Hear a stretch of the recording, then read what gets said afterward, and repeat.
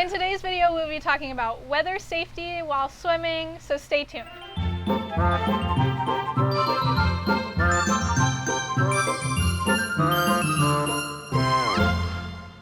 Hey sitters, welcome back. It's Lydia. Thanks for joining me. Today we are starting our swim safety series.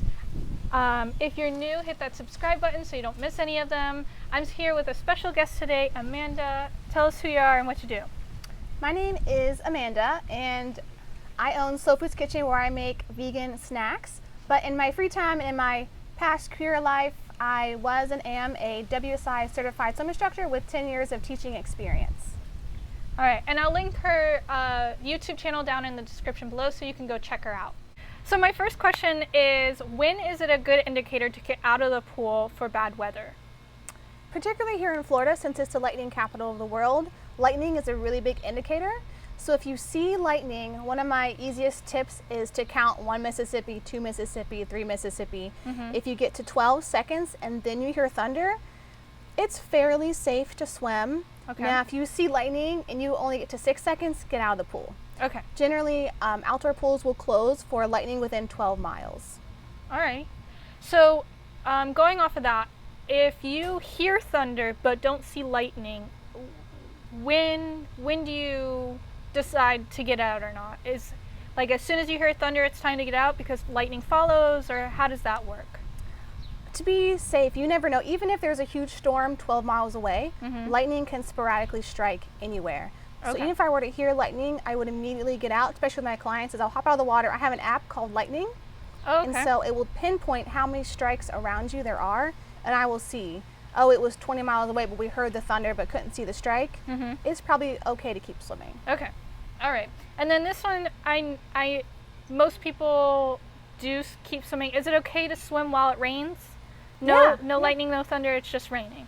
Okay. Yep, just rain. And it's kind of fun to swim in the rain. Yeah, I know. A lot of my kids enjoy swimming in the rain. When is it safe to get back into the water after the storm has passed or anything like that? Do you have to have a certain amount of time after the last lightning strike or after the last thunder? How do you know when it's a good time to get back in?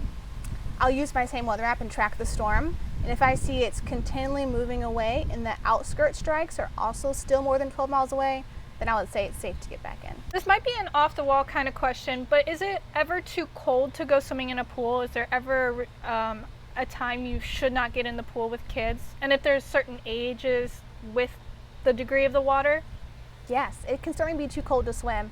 If you have a child with some extra body fat on them and the water is, say, 75 degrees and the sun is out, they might just bob along all day long and be totally fine. You may take the same 4-year-old who is skin and bones and just a small child, put them in 80-degree water and they can still be freezing. So it kind of goes on their body type and how active they are. Okay. But yes, if water is under, I would say 75 degrees, it's uncomfortable. When you get down to 70, 65, it really does take an effect on the child. And you'll see they might be smiling and I'm okay, but their lips start to turn blue. And a lot of times you might not know if it's too cold, so I'll take their hand and put it on my face. Because if I'm in the water, I'm also cold, and it's hard to determine if they're too cold, but their fingers will get ice cold. And if I hold their hand, I'm cold too. Okay. So a good test is to put their hand on your face. Okay. And you'll feel, even if they say, I'm fine, they're freezing, take them out, make them warm up for 20 minutes, and then let them get back in if they want to. Thank you, Amanda, for your time. Sitters, stay tuned for our next video. We will be talking about swimming with multiple kids. Make sure you hit the subscribe button so you can follow along with our series. Thanks for joining us. We'll see you in the next video.